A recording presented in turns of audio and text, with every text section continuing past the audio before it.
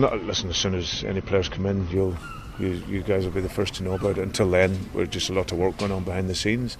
Players target it, clear over the obviously last numbers of months. So just hopefully can get those done. But lots of time. But of course, we want to get them in sooner rather than later. But it's always a two-way thing. So hopefully we can get them done in the coming weeks. Is the hope to get signings in before America? Would that be we've got 2 weeks there? Yeah, well, that's the plan. I think every manager would like them in on the first day, but what's most important, the players that we want are targeted. We know what we want to bring in to improve the squad, and I'm sure over the coming weeks we'll conclude the deals and like I said, get us stronger for next season. It's a question of patience, Brendan, because sometimes, as you say, it's a two-way street, and other clubs might absolutely just don't bow to your pressure and say what they want. Yeah, absolutely. Listen, we could have had 9 players in by now if we wanted, but it's all about the right players that we want to improve the squad. There's no point in us doing anything other than that, and sometimes that takes a little bit of patience. And in the world nowadays where everything's immediate, it's everyone thinks you can do it straight away, but it's not always the case. There's always a collaboration between ourselves and another club to get the players that we want. But I'm very hopeful that come the end of the window we'll have a really strong squad and be ready and prepared for for exciting season. Hello again, everybody. Welcome back to the Celtic Forever podcast. Another week goes by, no much happening at Celtic Park. We're going to go through everything that has happened anyway, which isn't much. Let's say hello to John again. How's things today, John? I am all right. Just been out in the garden all day, doing a bit of heavy duty gardening. Yeah, funny to say that, John. I've done the garden myself, painted the fence and that, try to, fill the time till the season starts. So, yeah, I've been doing that myself. Anything else been happening? Have you been watching the Euros? I watched a couple of games. Nothing fantastic, really. No seen anything fantastic.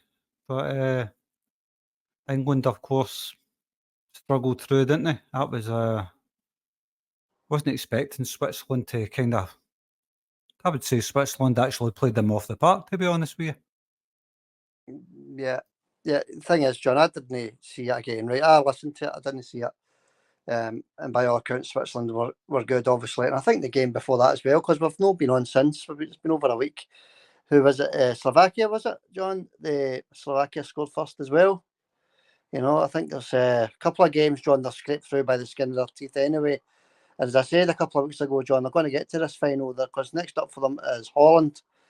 I don't think the Netherlands are any great shakes either, are they? So it looks as though they could be getting to the final. John, did you watch the Holland game? I did. I watched that last night. It was pretty poor. Yeah. But I'm talking about the whole game in general was pretty poor. But I felt kind of bad for Turkey. I thought they looked half decent in the first half. But I think they put all their energy into the first half, and second half they had tired performance, and I think Holland exploited that. But I think the other side of the coin is England will exploit Holland, I think, because they're not that great defensively, Xander. Good players, of course. Holland, good team. But I think they'll get exploited by England, to be honest with you. They'll lack pace. Virgil van Dijk lacked pace as well. He got exposed a couple of times, I think. So, no, fingers crossed Holland can do the job, but I don't rate them as a team, to be honest with you. No, I agree with you, John. I think England are into the final, where it's going to be either France or Spain, I think it is their team, John. We'll get to the Celtic stuff now in a minute, folks. Don't worry, we're just touching on these games. And I just want to touch on how I was feeling, John. For Switzerland to go out on penalties like that, John, and to miss their very first penalty, I don't think the Swiss goalkeeper saved any of England's penalties, did they? So, they're carrying the luck, England, John. They're carrying a lot of luck, but sometimes you need luck to win these tournaments. they're no great shakes, England. Obviously, their team's ladled with fantastic, talented players, to be honest with you. England's got some really, really top quality players in their team.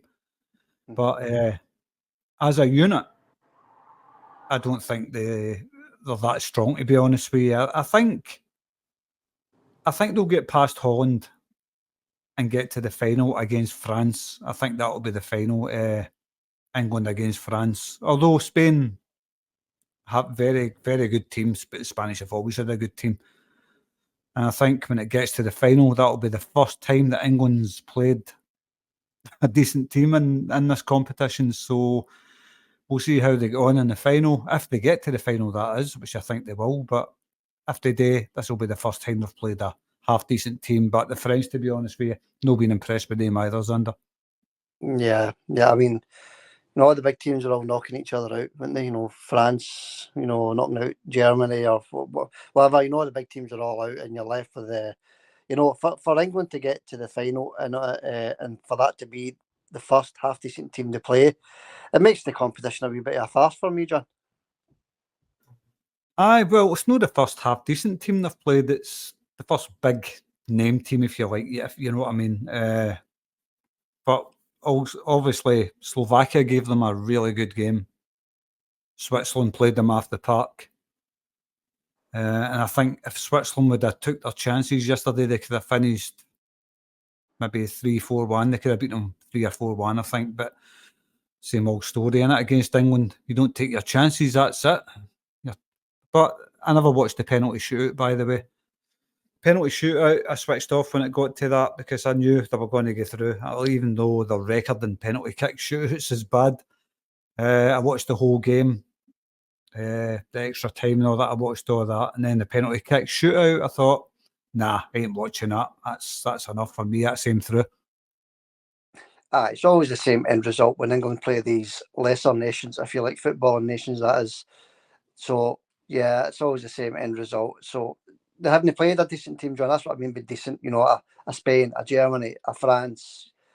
Something that they're going to struggle in. So, but John, I've just got a wee feeling that they're going to get to the final and do well because they can't continue playing so poorly in every game. So, okay, we'll park that there, John. Let's go through some housekeeping.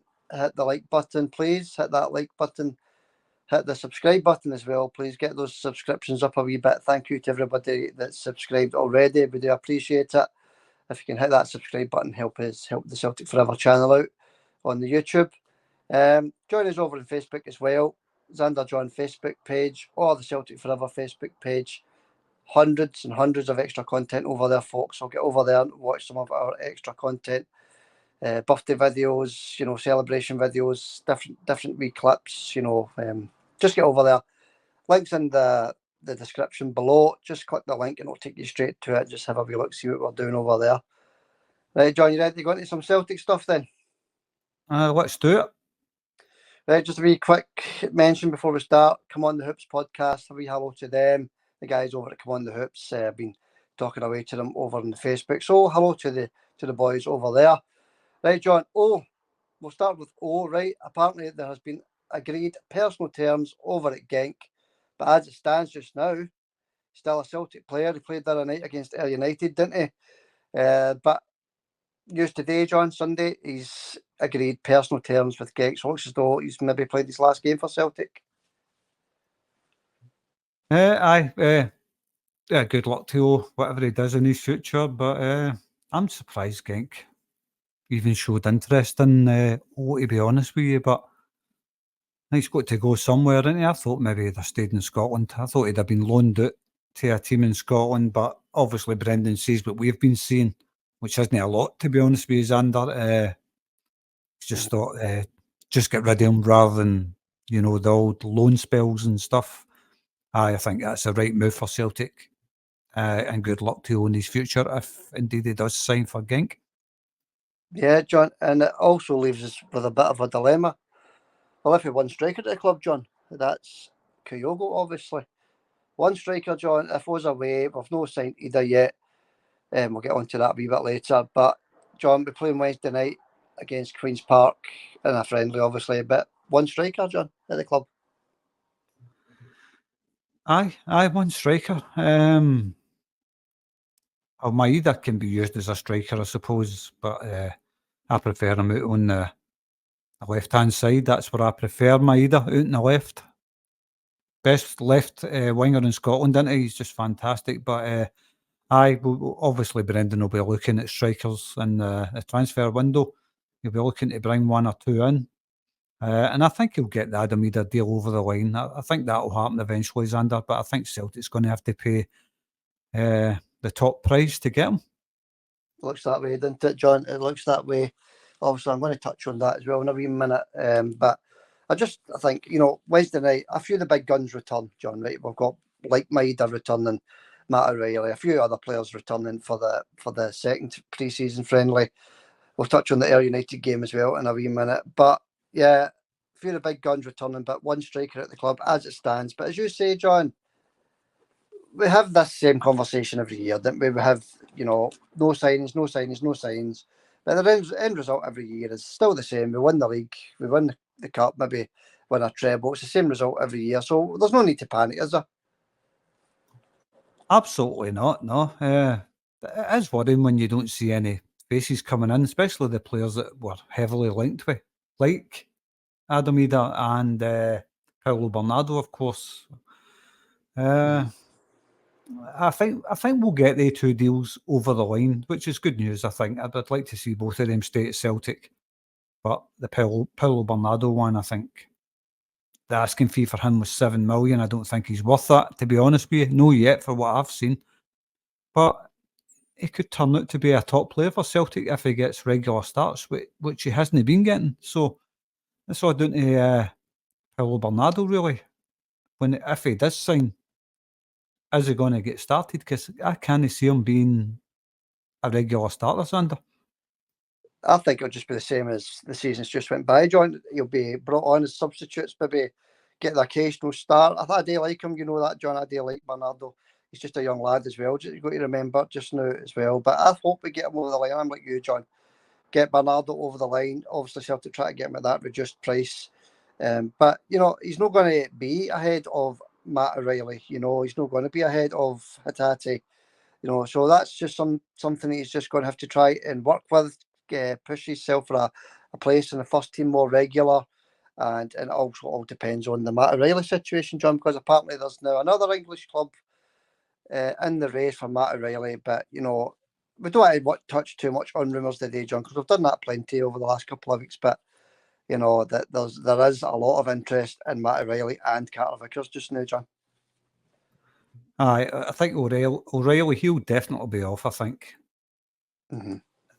That's going to be the likely outcome there. I don't think Celtic's not going to be able to hold on to him. He's going to get bigger wages down south. Is he going to get regular game time? That's the thing, isn't it? Fantastic player that he is. I think Matt's looking to move to I'm not going to say bigger team because there aren't many bigger teams than Celtic down south. Mm-hmm. But a richer team with more money. Yeah. He's maybe not going to be a regular starter in one of these teams down south, Sander. That's what he's going to look out for. Yeah, so I mean, if he does leave, I suppose it gives Bernardo a better chance to get into that first position, or Celtic will obviously try and replace Matt O'Reilly if indeed he does go, John. Obviously, we're still hoping that he stays. It's just rumour just now, but another couple of English clubs interested in Matt O'Reilly. So I think we'll see a bit of movement next week, John. I think that's when you're going to start seeing a bit of movement as of Monday through the week, and I think next weekend we'll potentially be talking about a couple of ins and a couple of outs, potentially, John. Potentially, aye. But like I said last week, we'll be talking about the same things next week. That's what I said last week about this week. Yeah. And I was right. It's just the same. Nothing's happened at all. And touching on Matt O'Reilly again, I think the reason he would move down south is maybe try and better his chances of getting into the Denmark team. I think that's the main catalyst for him probably moving, Xander, is I think he's already been told by the Denmark manager, look, Scotland, you're not playing in a good enough league in Scotland. And he's probably right.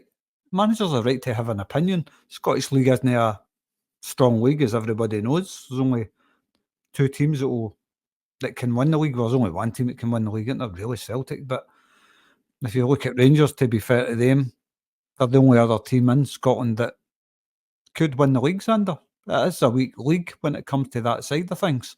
So when it comes to Denmark, I think that's one that would maybe push Mattarella out the door. He wants to play for his international team, and I don't blame him. No, you're right, John. But I'm still hopeful. I'm still hopeful he stays. You're the same. I know that for a fact. I know you like him as well. But money talks, doesn't it, John? Money talks. So, okay, let's move on, John.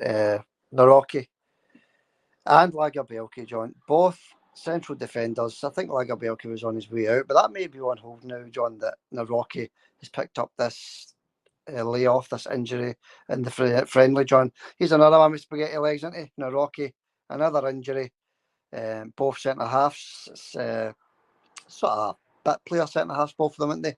Naroki, Lagerbielke, both have sort of a 4 or 5 week injuries there, John.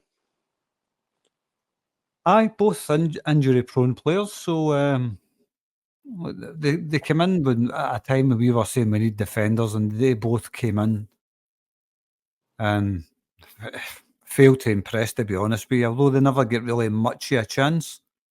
But what I have seen of Lagerbielke, I've not liked him, apart from the first derby game of the season when we had the depleted team. He played a blinder that day and then never done anything else. He scored the goal against Feyenoord, of course. But they failed to impress. Both of them have failed to impress me, Xander. Yeah. And they've also not had much of a chance either at the same time. I know what you're saying, John. If they were impressing in training, they'd be getting picks ahead of, the likes of Scales, even getting the occasional games. But it's been Carter Vickers and Scales for mostly every game, hasn't it? So, yeah, they've not been really impressing. But both are injured anyway, John. So, we're pretty short in the centre half cover as well. Naroki was a calf injury, by the way, John, against United after 16 minutes. We're touching the Air game in a wee minute, John. Right. Rodgers, John, Brendan Rodgers. It sounds a wee bit fed up to me. No further forward with the signing of a new goalkeeper, John. Obviously, there's been umpteen players linked to Celtic goalkeepers, John. Rodgers doesn't sound happy. I played the wee clip at the start of the podcast there. But you can understand why Rodgers is not happy, John. A very slow movement in the transfer market. No further forward with a goalkeeper, John. No further forward. Can't blame Brendan for being fed up about that, because it's the key position that needs to be filled, and it needs to be a good quality keeper. Look, I'm sure Brendan's identified the keeper that he wants, and obviously the board are not going to pay him the money. That's typical. For some reason, the board don't give Brendan the money to buy the players that he wants. And I'm sure he's identified somebody in the board are saying, look, we can't pay this or can't pay that or whatever. We can't pay the wages, something like that. But you've got to remember, Celtic look after their finances. That's why they're in the position that they're in.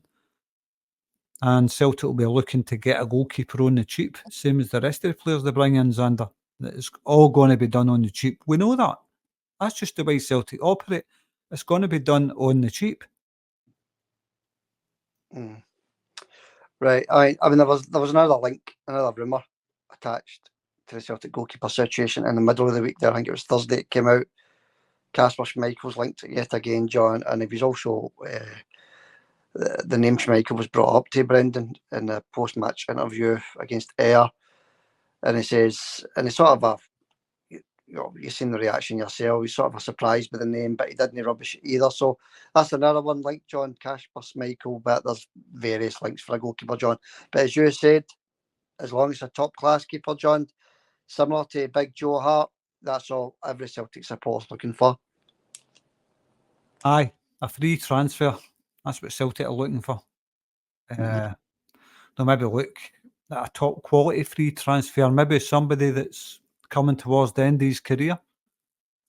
But it's a really good goalkeeper. Like Joe Hart, same kind of situation maybe. They maybe look at something like that. A top keeper coming to the end of his career, but he could do a good job in Scotland. And a lot of Celtic fans will be saying, but we want somebody that can do a job in the Champions League. Same way every signing that we make. But we've got to remember, Celtic we're talking about here. Big bucks is not going to be spent. I can guarantee you that, Xander. It's not going to be a pre-season where big money spent. Yeah, last week it was the strong links, wasn't it? Rumours to Livakovic, £6 million, I think it was the price that was apparent. And these were quite strong links, but that sort of disappeared as well, isn't it? So no news on Livakovic either, John. As Brendan says, he's no further forward. So that link for £6 million for Livakovic, it must have been a load of nonsense, John. I don't know. I've got no idea. But that was in the Daily Rangers, John. They linked that. That was a heavy link, big news in the Daily Rangers last week, if you remember. I think we said it in last week's podcast, but nothing disappeared, John. Kieran Tierney thing, that's disappeared as well. The Mark Travers goalkeeper thing didn't even come to the surface. Like McGowan for Dundee, that disappeared as well. You know, I think any of these people really have a clue what's going on at Celtic, John. You know, the first signing Celtic make will be a player that wasn't linked with Celtic. I can guarantee you that, John.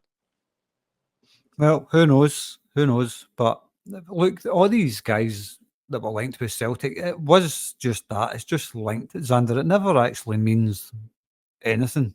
You hear hundreds of players linked, but unless it's cast iron, I don't see that it's really worth talking about unless it's a strong link. I know he says one of them was in the Daily Rangers. Anybody wondering what the Daily Rangers is? It's the Daily Record.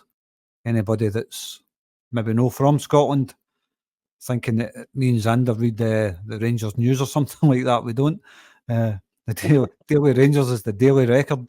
That's just a nickname that Celtic fans give it, and for good reason. Mm-hmm. Absolutely. No, John. You're right. What you say. It's everybody, all the podcasts, all the news, all the reporters, even ourselves. We can only talk about rumours and gossip as well. Nothing concrete yet. Again, John. It's been another full 7 days since we've been on the podcast, and nothing over the line. Every Celtic goal that was scored against Rangers last season, John, I've put a video on Facebook there for anybody that's not watched it. 82,000 views, John, on that video. An outstanding figure there, John, on the video over there on Facebook. If you've not watched it, I'll put the link below in the description as well. Click on it, have a wee watch. But for us, John, that's just outstanding figures, isn't it? 82,000. Aye, that's really good, aye. 82,000 views. It's a pity the podcast doesn't get 82,000 views. Well, I don't think any Celtic podcast gets 82,000 views per video. I've never seen the likes. But some of them do hit quite high views. I don't watch them. I just, when I'm flicking through Celtic stuff, I see them, you know. But aye, that's really good. It's under 82,000 views. Aye, well done. Yeah, so get over there, folks. Have a wee watch it. It's just a wee 1 minute reel, every goal that Celtic scored against them last season. And it's just good to look back on that, John, and remind everybody that we're the champions, John. We're the double champions, and we've not went away, John. That's all that wee video's saying. Aye, we haven't gone anywhere. And I just expect more next season. I expect a better performing team next season, because half of the season was it was hot and cold, wasn't it, this season? But I expect Celtic to strengthen in that team. It's not going to be big name signings, I don't think. I don't think that's going to happen. There's not going to be a lot of money spent on the team. But I think the team will strengthen, which is good. And there's still not enough players going out for me either. That squad's far too big. You look at that squad against Ayr United the other night, that was two different teams and two different halves. All players that probably will never be regular starters for Celtic, apart from maybe like Kyogo was on. But the rest of them, they're not going to be regular starters. Nicholas Kuhn played as well, didn't he? Yeah, Nicholas played at the start, yeah. John, he did. There's a couple of the main players there. We'll get to that in a minute. But aye, Kuhn and Kyogo went it. It was the mainstays there that started. I think it was just a bounce game, really, went it. Opening of a stand down at Somerset Park. By all accounts, it was a big turnout for that, wasn't it? I think the stadium was full of Celtic fans. Wasn't much of a game if we're going to get to that in a wee minute, John. But back to what you were saying there about the money, John, the money that Celtic are going to spend. I'll not be happy if Celtic spend less than 30 million this summer. Well, you'll not be happy then. Do you not think Celtic will spend 30 million this summer, John? Strength of the Champions League. 8 games, new format, John, Champions League. They've got to spend, surely they've got to spend and get at least 4 or 5 top quality players in. I don't think they'll spend anywhere near 30 million, Xander. I don't know. I hope I'm proved totally wrong there, but I don't think they will. I don't think they'll spend anywhere close to £30 million on that team. Unfortunately, I don't know. I'm just saying what I feel right now, because Celtic's always been. I've just got this image of the Celtic board looking at their bank balance and rubbing their hands. Look at all this money we've got, but they'll not spend it. The more money they get, they're just getting more miserly, I think. Yeah, it's the same as I said at the start there, John. It's the same every summer, but then results the same. We always eventually get the players over the line, but you know, I mean, what was our last big money buy, John? Who was our last big money buy? I can't even think back to our big, because even players like Matt O'Reilly, 2 or 3 million. I can't even remember the exact figures. Kyogo was maybe 4 million, John. I think Kyogo 4 million. But even that's not a bank breaker, is it? £4 million, John. Maeda, a couple of million. Who else have we got? Hatate, much was Hatate? He wasn't much either, was he? I think all our Japanese players were all quite cheap. Outstanding, they are, of course, but they were all quite cheap. I think Kyogo was the most expensive. Defence, Cameron Carter-Vickers. You know, even Big Cameron didn't cost much, did he? Alistair Johnson, you know. It's all players around about the £3, £4, £5 million mark, John. So while we push the boat out, I mean, this goalkeeper, there's like £7 million, John. That's a lot of money for a team like Celtic. £7 million. Our biggest ever transfer was Edward, of course, £9 million. You don't think there's a chance we're going to go anywhere near that, the kind of figures this year, John? I don't think so. I don't know why I get that feeling. And like I keep saying, I hope I'm proved totally wrong and Celtic go and spend 60 million. That's not going to happen. But I would like to see about 40 million spent on that team. They've got the Champions League, their money to spend it. So at least spend the money that they're going to earn from the Champions League. That's all I can say about that. It's a chance to strengthen the team and at least put up a fight against some of these teams in the Champions League. And we really need to strengthen in several positions to compete at that level. I mean, we're not going to beat a lot of teams in the Champions League, guaranteed, but I'd like to see Celtic Park nights in the Champions League, maybe a couple of wins at Celtic Park or something like that. I'm sure we can manage to do that, get a team that's up for win. If you can't win in front of that atmosphere at Celtic Park, it's the best atmosphere in Europe, Xander. Yeah, as John, as the best. It's amazing, and you know, I think we'll get them over the. I really do think we'll get them over the line. How much we spend, nobody knows. I don't even think Brendan knows how much Celtic are going to spend in the summer, so we can only guess, John. I suppose. I think it'll be around about the 30. I could be talking utter nonsense. It might be 5. It might be 10. We can only wait and see what happens, John. Let's move on, John. We bit of sad news regarding Celtic. Well, no Celtic, but it's Celtic linked. Tommy Burns' wife, John Rosemary, tragically died in midweek there, John. Tommy's wife, his beloved wife, she passed away. I think she was on a flight coming home from Spain, and there was an incident in the plane. Plane had to divert, and Rosemary passed away. So it's a bit of sad news there, John. Rest in peace to Rosemary Burns, and condolences to the Burns family. I didn't know that. That's bad, aye. Oh, God rest her soul, aye. That's all I can say. Condolences to all the family. Tommy Burns, of course, one of the Celtic greats, one of my favourite players of all time. And his wife was with him most of their adult life. So, aye, that's sad news. Xander, rest in peace to that woman, aye. That's sad news. Yeah.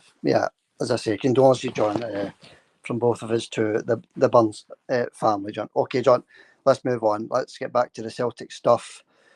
Where will I go to next? Let's touch on Eder again, right? And we've done this for the last 3 weeks. Big Adam Eder. There was a bid rejected last week, John, for Celtic. I don't know how much the bid was, but it was rejected. Must have been around about the £4 million mark, I would imagine. I don't know, John. I'm not too sure. But as you said at the very start of the podcast, it looks like Norwich want top dollar for Adam Eder, John. Well, he's valued at $7 million, I think. Pay the $7 million. Get that deal over the line. We need a striker. We know what he's capable of doing. He's a big game player. He's scored all vital goals for Celtic. If Norwich want $7 million, Celtic know what he is. They know what they're getting. Pay the $7 million. Big, strong striker like that. Holds the ball up well. He's a predator as well in the box. Loves Celtic. Loves the Celtic fans. He's a Celtic fan. Get the deal done. Pay the $7 million. End of. Well said, John. Couldn't agree more. Get the deal done. Stop penny pinching. He's worth it. The boy's worth it. 6-7 million, whatever. Get the deal done. I know it's easy for us to say. We're not the ones spending the money, but you know, every Celtic supporter just wants to see these deals over the line. Get the money spent. Get him over the line. Get him settled back into the team that he loves, and let's get prepared for the new season. Same with any player that's going to sign. Get them in as soon as possible. Get them settled. Get prepared for the new season. Champions League as well. That's coming up in August, John. So we need these players in the door, and we need them settled into the team. But it's just not happening, is it?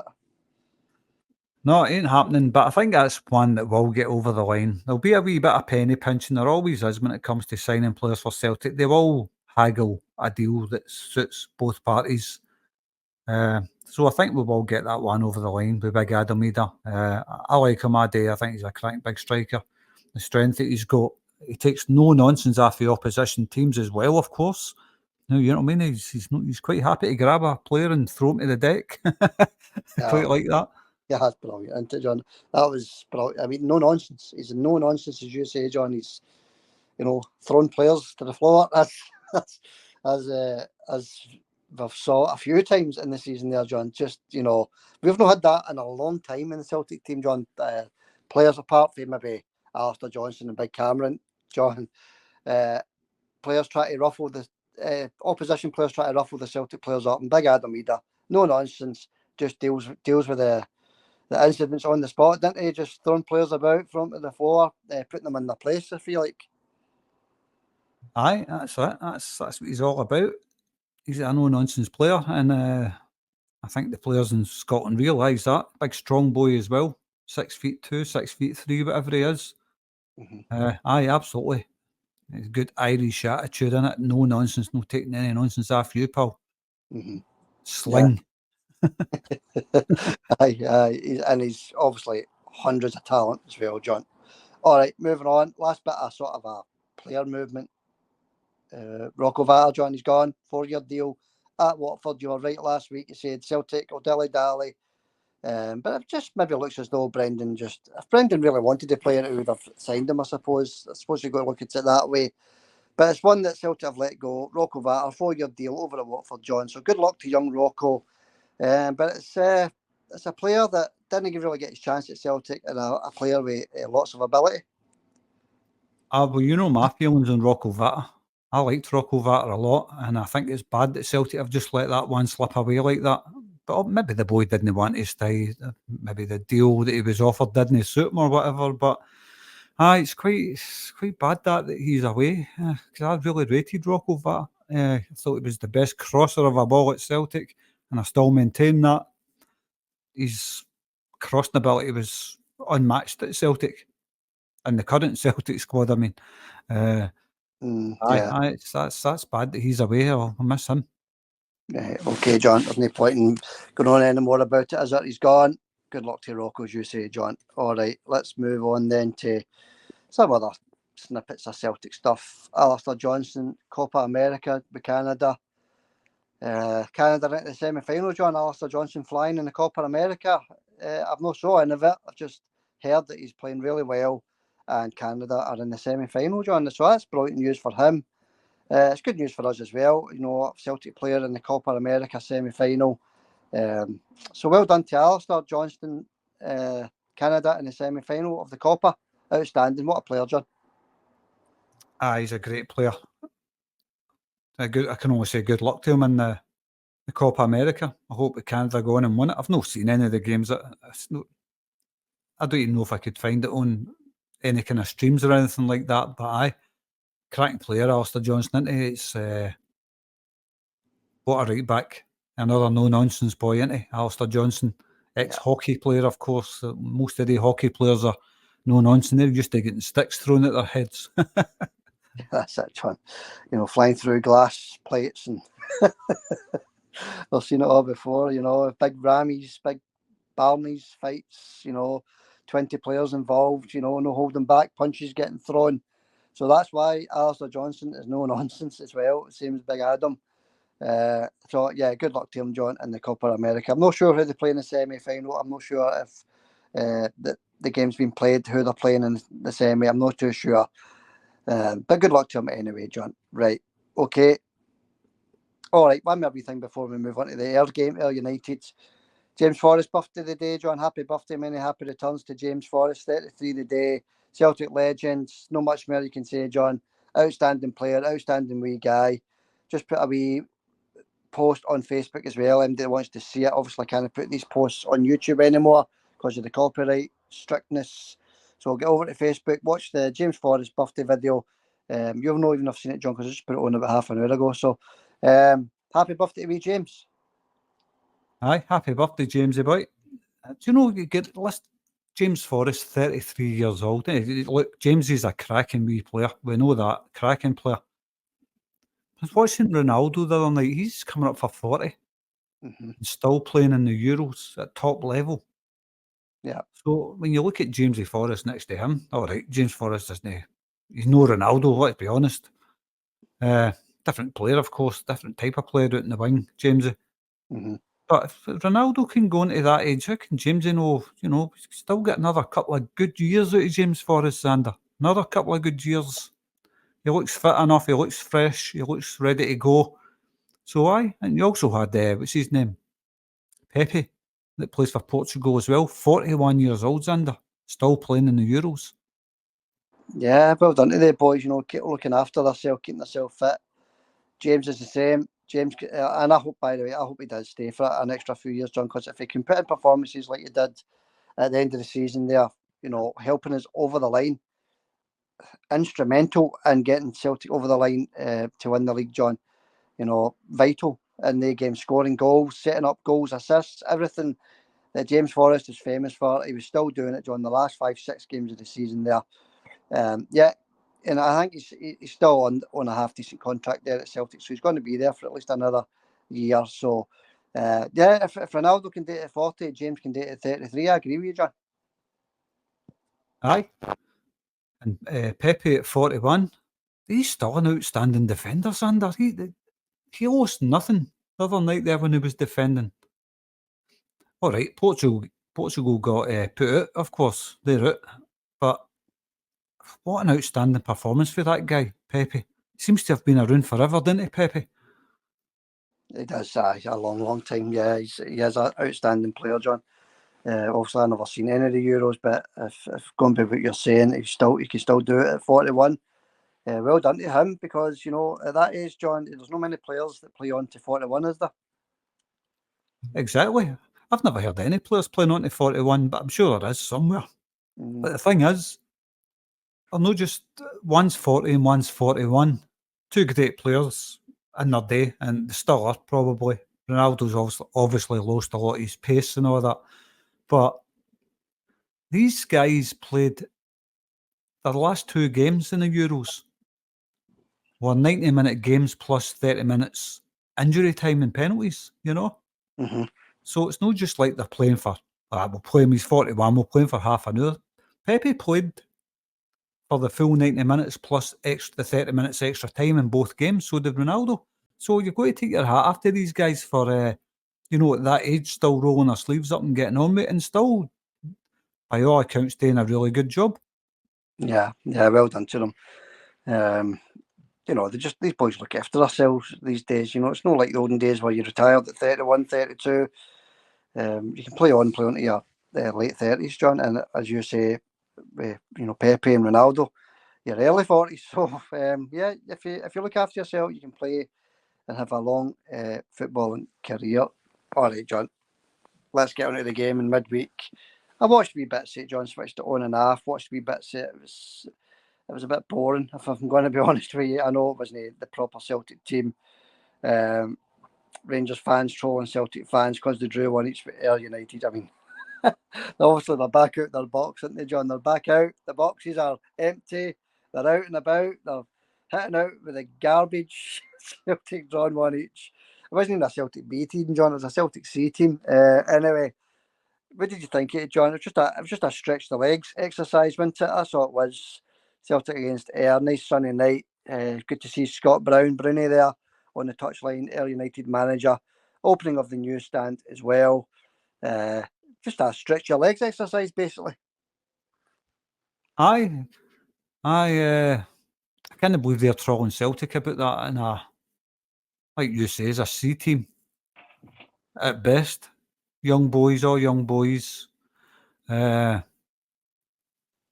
it's just, like you says, it's just an exercise. It's the first game back for even the young boys, you know. They want to troll Celtic. They've got no right to troll anybody. If you want to troll Celtic, try trolling yourselves and your club. Look at the state your stadium's in. You want to troll anybody, troll your own team, because these are a joke.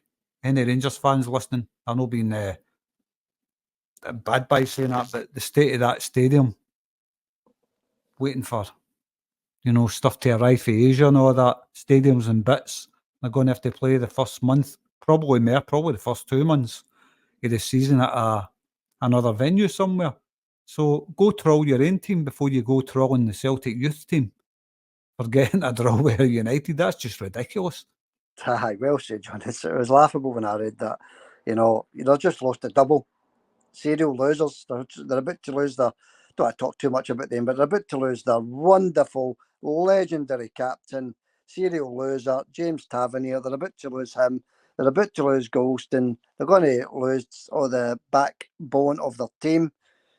But you can understand why, because they're serial losers. Why would you want to keep serial losers? So, Jeremy Clement obviously sees that they're serial losers, John, and he's doing the big, clear out over there at Ibrox. As you say, John, you can't troll Celtic youths for getting a decent draw at Ayr United, a full squad Ayr United. You can't troll them when your stadium's lying in tatters, as you say. And you're serial losers. You've not won a trophy apart from the COVID Cup in 12 years, whatever it is. Yeah, John, well said. I totally agree with you. What did you think of the game, though? One each, I think it was, 2 penalties. Anybody stand out for you, John? Any Celtic players? Any of the young boys stand out? They did. I can't remember their names now. That's how much I know about the youth set up at Celtic. And it was basically a youth team. And then the second half, another youth team came on. That's right. So I can't look. I was like you. I watched bits of the game because there was a Euros game on. I can't mind what game it was that was on at the time. Euros game. I was flicking between them, and for what I've seen of this, I couldn't watch. To be honest with you, I couldn't really watch it because it looked like the cameraman was sitting on the linesman's shoulders. And I can't go that. See with the camera is low down like that. Aye. And that's the lowest I've ever seen. I think they were showing after newsstand. I think that's why it was so low. Because Ayr United, normally if you watch a game at Ayr United, the camera's quite high. But this game, it just looked like, I don't know, maybe it was on a gurney or something like that. I don't know. It looked like maybe a rabbit was filming it. I think, John, I think Celtic just didn't want to pay for the hire of the scaffolding because it was on Celtic TV, wasn't it? So maybe they just didn't want to pay for the hire of the scaffolding to put the camera up a wee bit higher. Obviously, I'm joking. But the one that stood out for me, John, was Boston Lawwell, the boy that came on.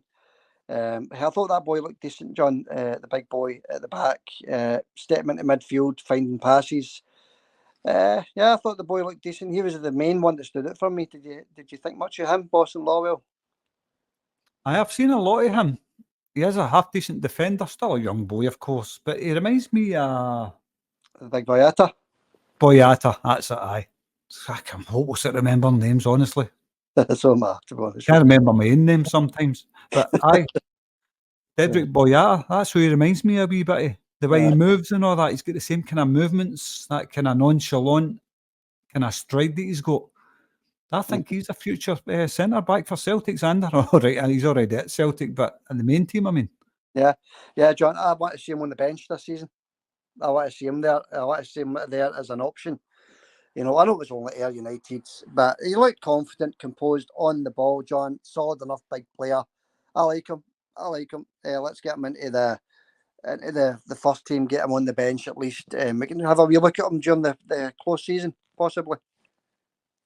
He's a promising prospect. Without a doubt, he's a promising prospect. I do like him. I've seen a lot of him and I watched a lot of the youth games, the under 18s or whatever. He's just a cracking player. At that level, I mean. But like he says, how would he go on in the main team? He can't be any worse than, what's his name? Lager Bielka. He can't be any worse than that. I'm not saying Lager Bielka's a terrible player, but he's got to be at least as good as him. But he looks stronger. That's what I like about him. He looks quite strong. Very hard to push off the ball. Doesn't shirk a challenge. I like the look of him. And an exciting prospect. I'm quite excited that the prospect is still game. That's right. John, he's a very strong player, physical player, and that's what Celtic needs at centre half. We've already got Cameron there, we've got Scalesy there. There's no harm in having another one or two decent centre backs in reserve, John, especially when Rocky and Lagerbielke are now both injured, John. So let's get them into these close season friendlies. The next one being Queen's Park, John, and you were right, John. It's at the City Stadium. Lesser Hampden, as you said about 3 weeks ago, John. You were bang on. We play the Spiders Wednesday night, 7:45 kick-off. Very small stadium. I don't know what any of the Celtic fans will be allowed in there or no. I'm not too sure, but just another stretch of the legs exercise, John, against Queen's Park on Wednesday night, also on Celtic TV. Aye. The Spiders, was that the cameraman for the Ayr United game? The Spiders, aye. It was quite low, that went. It was hard to watch, as you say, John. See, when the ball went over the far side, you couldn't see it.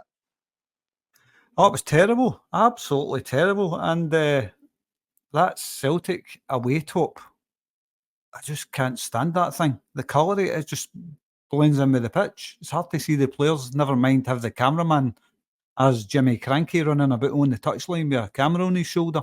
Because between that and that strip, it was impossible to watch that game. But you couldn't realise it. Just, I don't know. A camera should never be that low for a game of football. It should be at least 30 feet in there. Yeah, and all kidding aside, John, and joking aside, people pay money for that. People are actually subscribing to Celtic TV to watch basically a cameraman standing on a touchline, maybe standing on a ginger bottle crate or something. That's people paying a lot of money for these subscriptions, John. So get it sorted. Get your Celtic TV quality a bit better, if you like, John. Get it a wee bit more professional, I would say. Aye, well, if they can't spend a couple of quid on a wee bit of scaffolding, what chance we go to spending 30 to 50 million for the strengthening the team? That's the way I look at that. A wee bit of scaffolding. I'm sure there's plenty of scaffolding lying at Celtic Park. Get a bit in the back of a van, put it 20 feet up in there at least so we can see the game. Oh, that's funny. I know, John. There's a serious note to this. There really is, but we're looking for 30. Well, I'm looking for 30 million to be spent, and we can't spend £200 on a bit of scaffolding to get the camera up a bit higher at Somerset Park. All right, John. Queen's Park on Wednesday night. That'll be a wee bit more interesting. A few of the big guns. It'll be one of the two teams. First team in the first half, another team in the second half. One of the ones, obviously. But it's another stretch of the legs, as I say. But John, it sets us up for this tour of America starting next week. So the games will be interesting, John. Your Chelsea's, etc. These are games that I'm looking forward to watching. Put our wits up against some of the bigger boys down in England.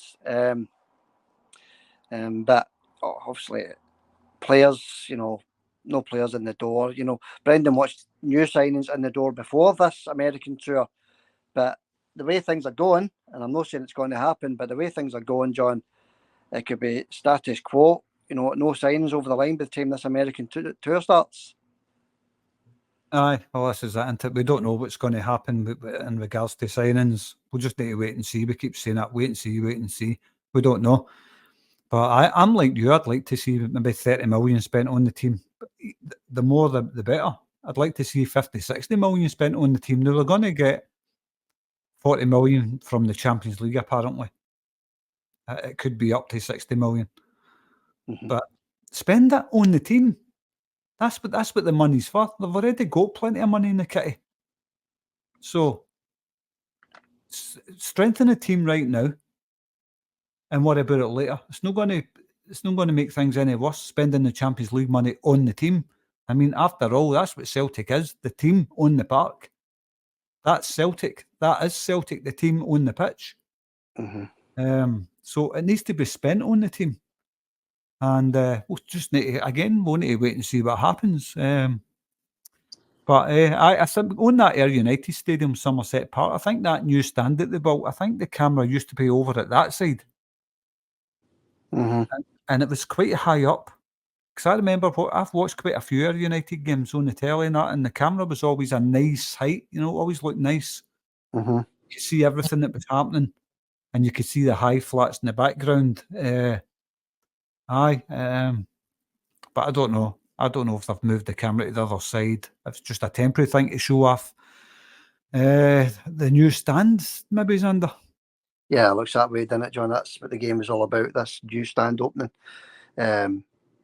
All right, John, we'll park that there, right? We'll leave that there. A wee quick mention of this, the new Celtic away tap, John. What did you think of that? I think it's quite nice, the yellow one. The new Celtic. We don't normally talk about football tops, right? But we'll touch on it for a wee minute before the comments. I like it. Reminds me of Big Mialby days, the way, Big Mialby and Larson and the team, the Celtic away strip, the yellow one, if you remember. I think it was 2003 back then. I like it, John. Decent, would you think? Aye, it's nice. Aye, definitely nice. Nicer than that thing they were wearing against Air United. I just don't like that camouflage thing, and that's the design on it, camouflage. Maybe it's so opposition players can't see the team. Don't know what it is. But I like that new one. It's quite nice. What colour's the shorts, do you know? I'm not sure, John. I've only seen the top. I've saw the same as you, just the top. I'd imagine the shorts would be the same as back in 2003, dark green or white. Who knows, John? Who knows? But I like the top. It looks nice. It does look nice. So I'm looking forward to seeing the hoops. Celtic boys coming out wearing that when they're playing away from home. Normally against Hibs, innit? Kilmarnock. That's the teams we play the away strip in. Hibs, Kilmarnock. Do you think you any more, John? St Mirren. St Mirren, there's another one. Yeah, Hibs, Kilmarnock, St Mirren. Yeah. I look forward to seeing it anyway, John. Do you know what yellow? When you say yellow, I know I've seen the top. Obviously, it's a nice top. I do like it. When you say yellow with green shorts, dark green shorts, I would prefer that to white, because when you say yellow top with white shorts, you know what that reminded me of, Xander? What's that? Pat Bonner in goals for Celtic. The old yellow top with the badge in the middle and the white shorts. You mind that? I mind that, aye. Packy and goals. I've got my own thoughts on Packy Bonner. He was an outstanding goalkeeper. But I remember watching him later on in his career at Celtic, John, when I was going to the games, obviously, when I was a youngster. I just remember Packy, the ball going through his legs and things like that, and and that yellow top with the white shorts just reminds me of that. Don't get me wrong, Peter McDermott's listening. Packy Bonner, outstanding goalkeeper for Celtic, but yeah, that yellow top with the white shorts, I remember it well, John. Hi. Do you know, we were talking about players that we met. Pat Bonner was one. I didn't meet him, but he was sitting beside me at the traffic lights. Right. And he was driving a black Ford Capri. This is how long I'm going back, It was like the last model with the Ford Capri, like 1989 or something like that. I think I'd just started driving at the time. So I'm a young boy. and Pat Bonner was sitting beside me at the traffic lights in a black Ford Capri. I had an old Cortina or something. It was old Cortina. And Packy was sitting beside us at the traffic lights. Obviously, I was in the inside lane, let the fast motors pass by, you know. But it was at Rutherglen, just at Rutherglen. If you're coming down from Castlemilk, and you come to the lights at Rutherglen, he was right there, heading down towards Shawfield. There, Packy. I'm putting the horn on it. He's looked at it and didn't even acknowledge. You know what I mean? He might have waved or something. I can't remember, but I've seen him. That's the only other Celtic player I think you can't really call that mate, can you? But the ones the people that I met that were, you could maybe say they were famous, was all probably actors and singers and stuff like that, Xander. Mm-hmm. But football players, no. As anybody knows, Xander, I used to hang about with Winston at the Still game. Aye, that's right. You knew Winston, didn't you? Aye. I knew Winston or Paul back in, again, I was a young boy when I knew him, 18, maybe a wee bit older, maybe 19, round about the same time I seen Pat Bonner. Mm-hmm. I hung about with Paul. And there was some guy on Celtic Daft. Mm-hmm. And what a guy. I remember him well. I knew him for a few years. And he was always a good laugh, Xander. And like I says, a Celtic fanatic. There you go, John. You're letting the secrets out. You're letting the Celtic fans know that Winston's colours lie, John. You know, I didn't even know that myself. So there you go. I remember you telling me, mind you were hanging about with him. You were pals with Paul. You told me that a while ago, obviously. Okay, that's quite a good one, John. I like that. All right, John. Time's moving on. We're nearly at an hour. I think we'll start with the comments then, eh? I will go on it. No, he wasn't like a best pal or anything, by the way. He was obviously, with me being in the music, I was always in bands, as you know. But one of the guys in the band, it was his mate. Paul was his mate, but he was always at rehearsals and all that, and gigs and all that stuff. Paul was always there, and he was always up at the house at the weekend, my pal's house, and that's how I got to know him, through the music. And he was always there for about 3 years, having a drink and all that. And his first ever acting part was in a Robin Williams film. That's what I remember him telling us, that I've got a part in a Robin Williams film, John. But he was just a caveman, like an extra. There you go, John. This is interesting stuff. It's good to hear stories like that. You know, obviously, you don't keep in touch with them anymore, I wouldn't say, John. Well, one of my mates used to get into my mate's pub, and then my mate was saying, "Do you remember John?" And all that. He was mentioning my second name, and I said, "John, of course." So he obviously remembers me. We hung about with each other for like 3 years in the music scene. And if you're listening to this, Paul, hail, mate, you were some guy, you're some laugh, man. Funnier than what he is in Still Game. Although I think he's funny in Still Game, if you meet him in real life, he's a total gentleman, Xander. Great guy. Yeah, well said, John. Well said. I like him. I like him as an actor. He's a brilliant actor. He's very funny in Still Game, isn't he? Aye, the best, one of the best in Still Game, actually. Paul Winston, if you like. All right, John. Let's move on to these comments, and we'll see what the followers of the channel are saying, John. Because I've not read many of them myself. What they're saying. Let's see. First comment. Let me get my respects on, Xander. They bother, John. There we go. First comment was from Graham McMillan. I don't think I've seen Graham here before. Good to have you here, Graham. Hi, Graham. And Graham says, I'll start again. First time seeing one of your videos. Keep up the good work, boys. I've subscribed now, so I am looking forward to seeing more of your content. Hail, troops. Thanks for that, Graham. Thanks very much, Graham. Nice wee comment there, John. Went it for Graham.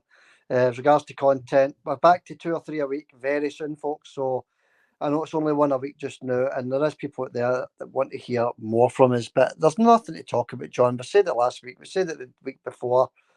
It's 1 a week just now, up until the football starts again, and the competition will also be returning when the football starts, John. So things went back to normal as soon as the season kicks off, and maybe even before that, John, depending on what's happening. It's hard doing a podcast when there's nothing happening into it. But some people like to listen to it, so it's good to do a wee podcast. Some people like, if you're like me, I used to listen to a podcast in my bed. It used to help me sleep at night. Just put it on my tablet, So some people like to do that, just if they got their bed, stick a wee podcast on it, maybe help them sleep. Other famous people I met, Les Battersby at Coronation Street. Oh, Les, I like Les. He was funny enough, actually. I'll tell you a funny story about him, Xander. I met Les Battersby at Coronation Street. I think it maybe 3 or 4 times. I met him. Nice guy, by the way, down to earth. He was wearing exactly the same clothes as he did in Coronation Street. Exactly the same clothes. I mean, the denim jacket, the white T-shirt, and the denims. Status quo. I mean, the row him out of Coronation Street. I mean, I've not seen Coronation Street in a long time, but when he was in it many years ago, he was funny. So he's wearing the same clothes, John. He's wearing the denim jacket, wasn't it? The double denim, was it? Sorry, double denim, wasn't it? Oh, denim top to bottom, aye. He's just wearing exactly the same stuff he wore in Coronation Street. So I kind of got even just the impression of Coronation Street when I first met him. Then I met him another few times. He was up singing, wasn't it? Terrible singer. And one of the times, if you believe this was the story I was going to tell you. Les Battersby. I can't remember his real name. Bruce something, in it. He's the real name. I'm not sure. I can't remember. But he used to obviously be in Coronation Street years ago. I never watched Coronation Street, but I know who he is. And one time I was standing outside and he came out. He says, "You looking to buy tobacco?" He was trying to sell me tobacco, Xander. No, the cheap tobacco. That big actor in Coronation Street probably on about £50,000 a year trying to sell you tobacco. Try to sell tobacco, aye. Can't remember what kind it was or anything, but he was outside. He was talking about his wear in Scotland. And then the next time I met him, obviously, we were doing a gig again, and he was at the gig and he was up singing. He wanted to sing a song. He was like, "Oh, I love your guitar playing and all that." He was a nice guy, by the way. Really, really nice guy, down to earth, just as you expect. See the way he is in Coronation Street? That's the way he is in real life. But anyway, let's go with the rest of the comments. Enough kicking the tires here. Yeah. Udif, Jamie England scraped through yet again, and he says the lack of news from Celtic is nothing new. No doubt it will be last minute shopping as usual. Well, yeah. Mystic Meg there, Udif, innit? I think you said the same last week as well. John, we'll be talking about the same things next week, and that's what the case is. We're talking about the same things.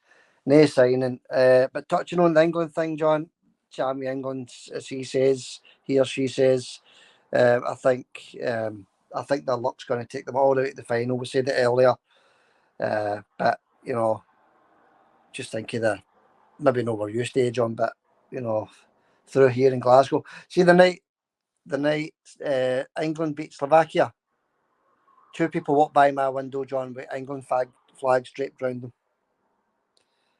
So that's what we're going to be up against if England win that Euros, John, and especially, here in Glasgow, John, it'll be quite bad if they win it.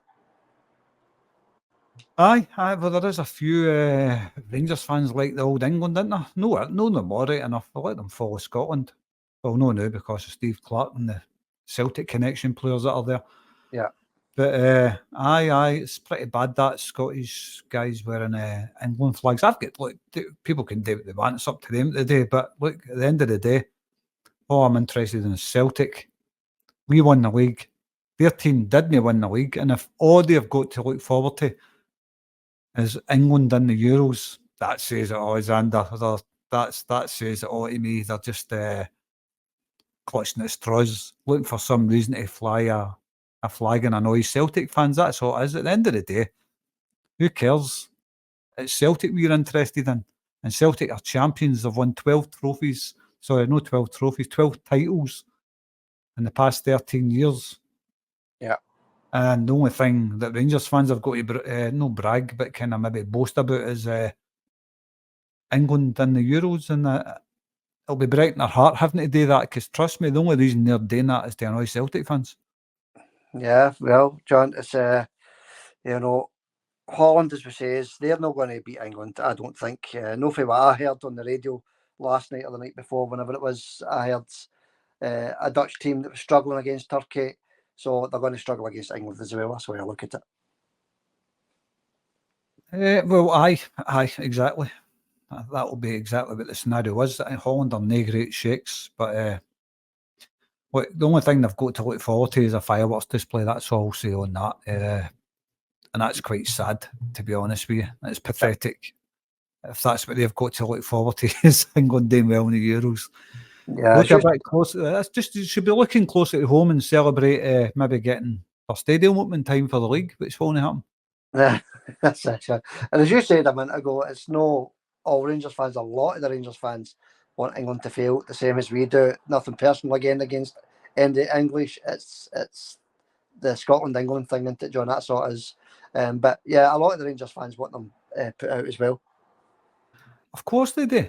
It's nothing against English people. Absolutely, it's nothing to do with that. If anybody English is listening, what it is Rangers fans know them all. We say that 100 times. It's no all Rangers fans.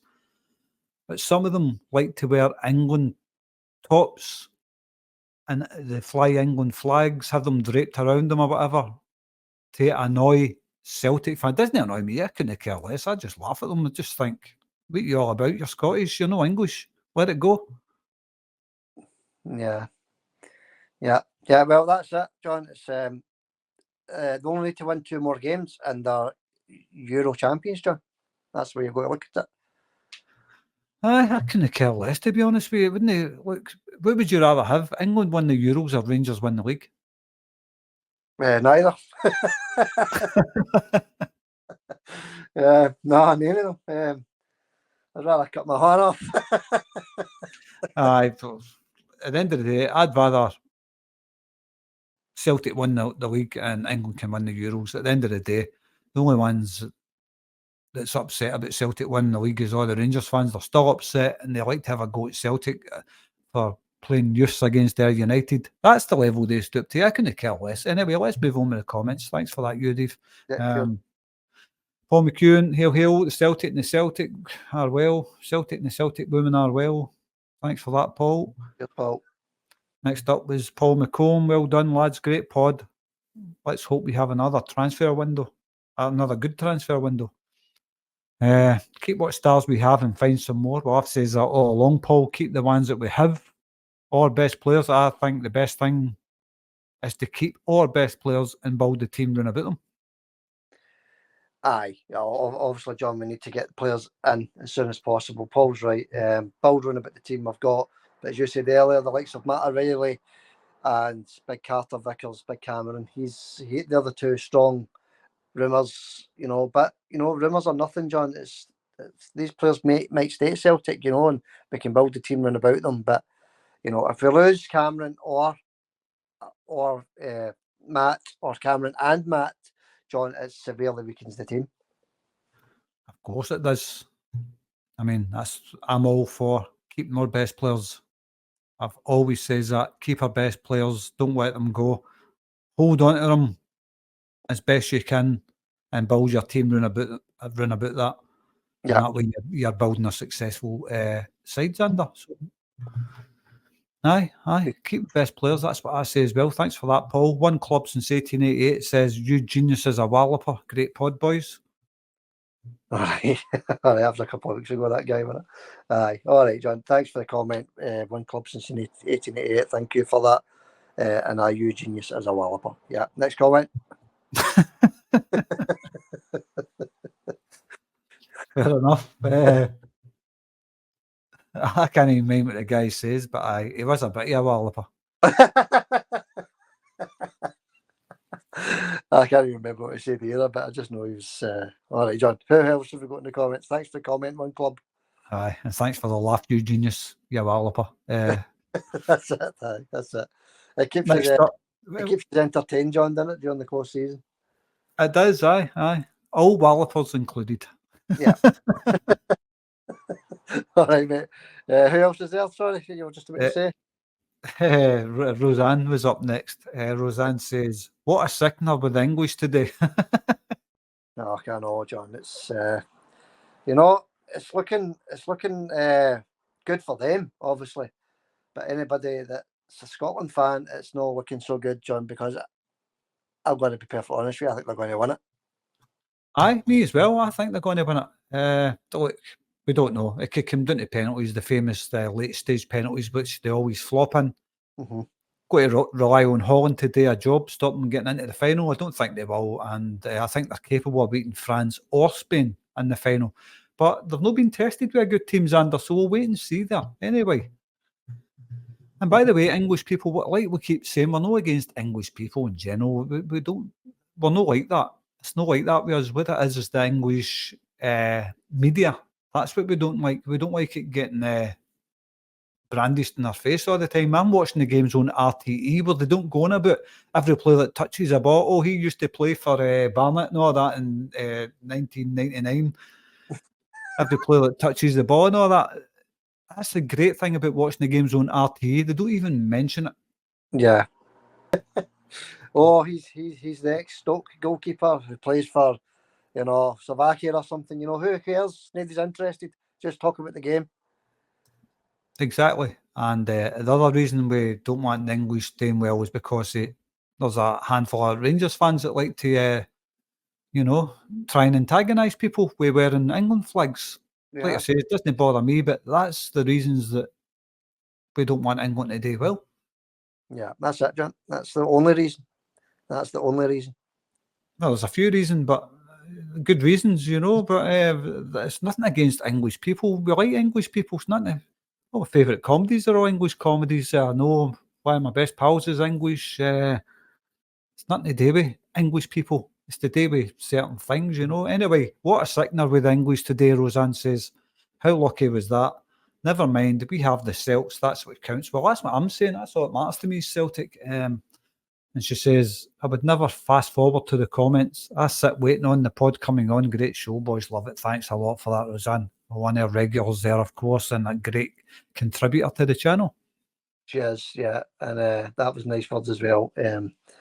She waits on the pod. So thanks, Roseanne. Thanks for that, pal. Keep the comments coming in as well, pal. Somebody we know says once in a fight, I've been waiting a long time for this. And the guy says, wait no longer. Bang. And that person is probably listening, John. So hilarious. Aye, that was. It's one of the funniest things I've ever heard. I've been waiting a long time for this. Wait no longer. Bang. Aye, okay. Or was it your wait's over? Was something like that. I can't remember.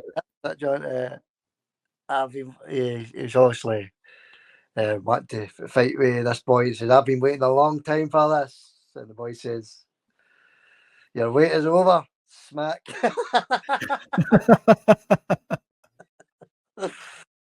Brilliant, John. And if we know who that person is, and if you're listening, thanks for one of the funniest lines and great times that we've had in our lives. Brilliant. Yeah, superb. Yeah.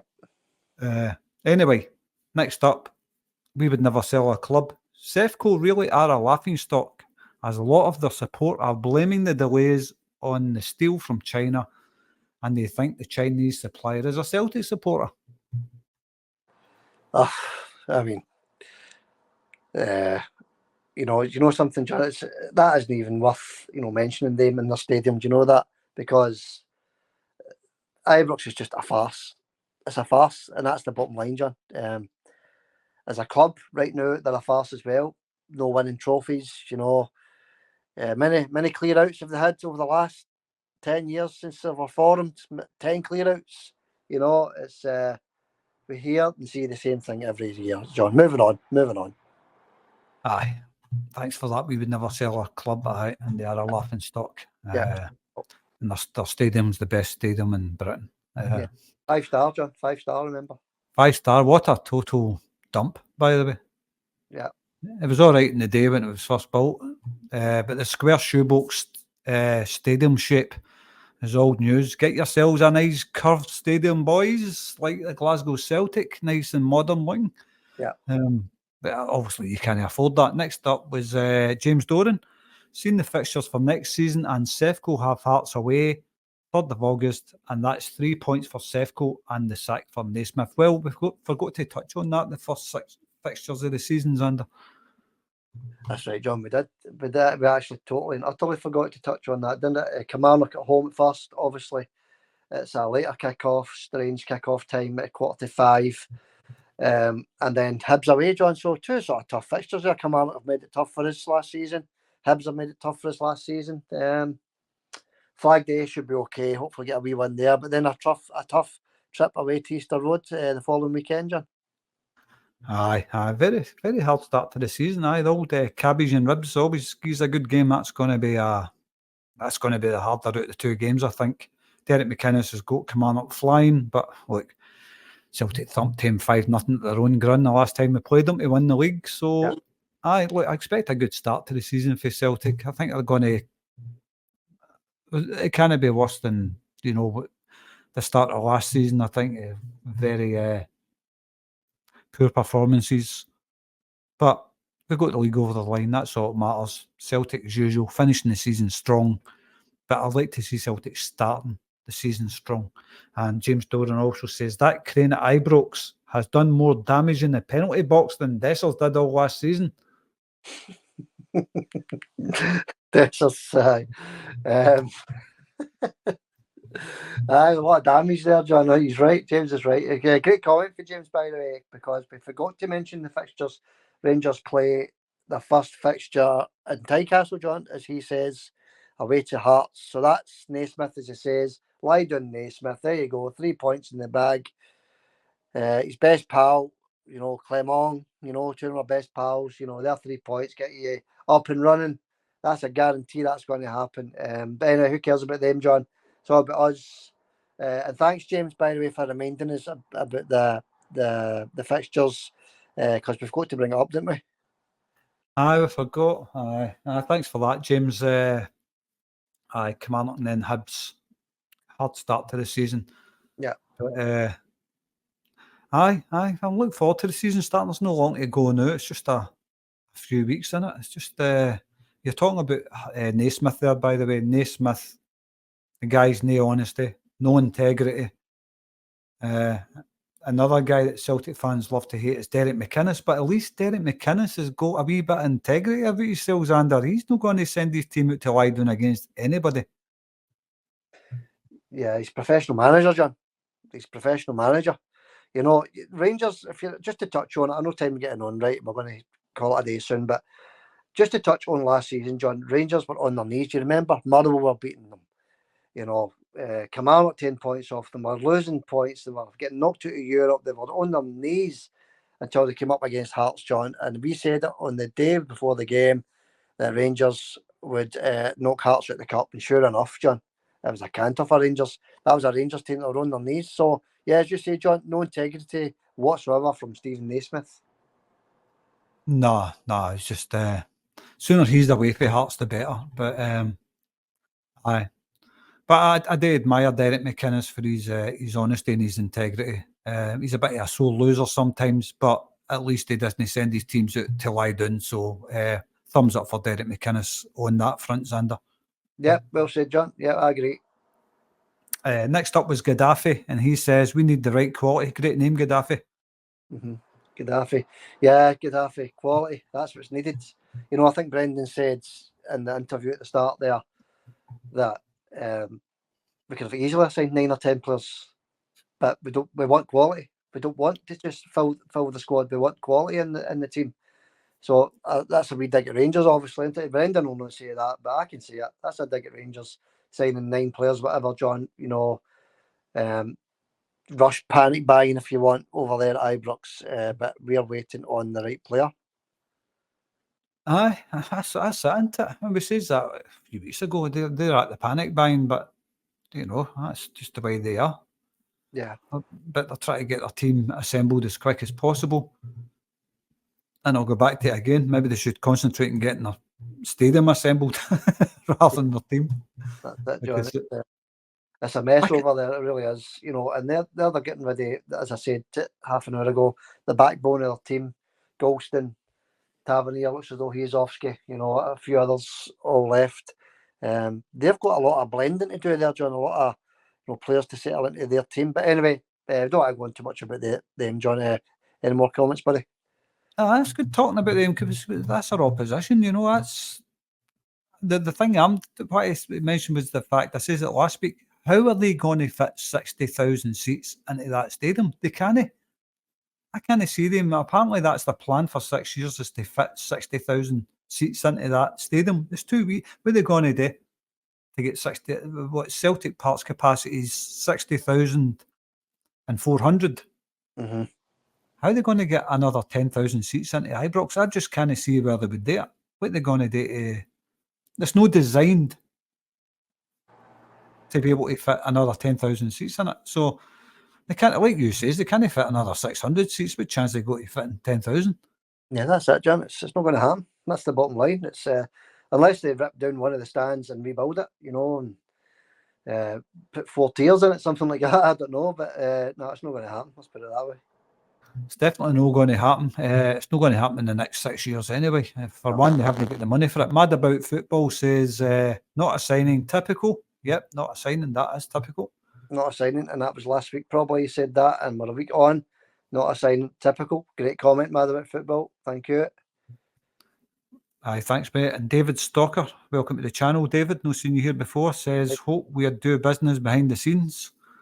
I hope we're doing business behind the scenes. Yeah, I think we are doing business. But Brendan's obviously frustrated, John. So if the manager's frustrated, the Celtic supporters are going to be frustrated. The movement isn't quick enough. It's the same old with Celtic. As I said a few times already in this podcast, it's the same outcome. We're slow in the transfer window. We win the league. That's the bottom line. But what we're looking for this season, John, is top quality. With all the tens of millions of pounds we've got for the Champions League, John. Top quality signings. That's what we're looking for this time. Aye. Name our projects. Sorry to bring an odd project in, but Celtic's got to step up the game. Champions League time, Celtic's got to start stepping up the game. They've got to start looking at maybe at least competing with these teams and getting an odd victory at Celtic Park.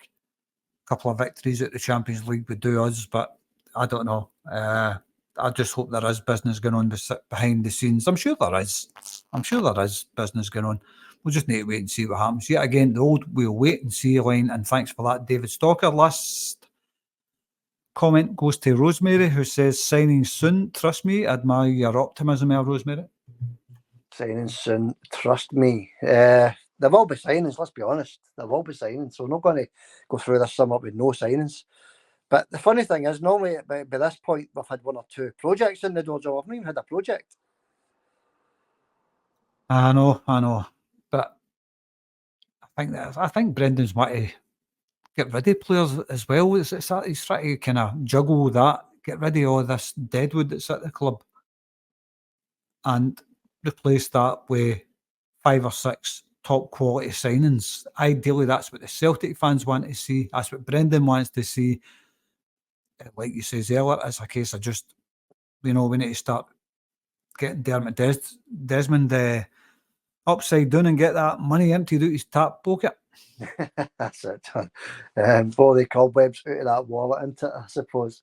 Right, John, thanks for that, John. That's nearly an hour and a half. Thanks for reading them out, buddy. I know time's getting on as well. Okay, that's us for this week. We'll be back next week unless there's big news breaking through the week. We'll be back next weekend. Competition's going to return soon as well. Thanks for John for reading out the comments. Thank you for everybody that's viewing and listening as well. Hit the subscribe button if you can, please. That would be appreciated. Hit that like button as well. Get it smashed, as they say. Hit the like button and join us over on Facebook as well. You know the drill. Xander John Facebook page or the Celtic Forever Facebook page for mother loads of content over there. Just get over there and watch all this extra content. Right, John, we'll wrap it up there. Any final words? No final words. I hope there's at least 2 milk crates for the cameraman to stand on at Lesser Hampden this week. Okay, John, well said. Yeah, get that camera sorted out for the midweek game. Good luck to Celtic midweek, by the way. And we'll catch you all hopefully next weekend, if not sooner. And hail for now. Cheers, John. Cheers, and I'll see. Don't know if it's midweek or next week, but see you later, mate. Right, John. Hail.